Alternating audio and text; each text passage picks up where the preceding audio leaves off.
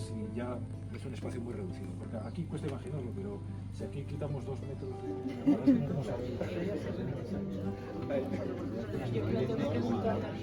Es verdad, ahí no han venido desde las claro.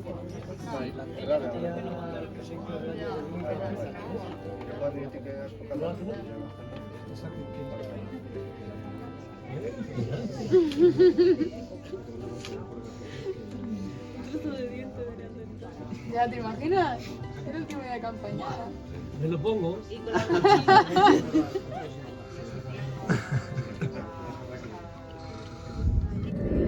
Sedimento 2 o 3 gramos, tenemos que estar perfectamente cubiertos para no contaminar con nuestro ADN, con guantes, mascarillas, etc.